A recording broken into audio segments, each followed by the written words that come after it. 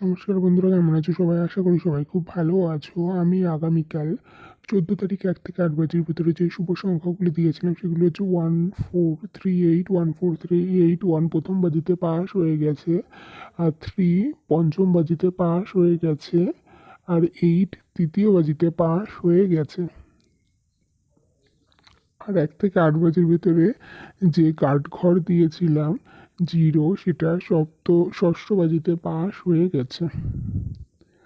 আজ 15 তারিখ রবিবার, তোমাদের জন্য নতুন একটা ভিডিও নিয়ে চলে এসেছি। 1 থেকে 4 বাজের ভেতরে রোলিং করে খেলবে যে শুভ সংখ্যাগুলি, সেগুলি হচ্ছে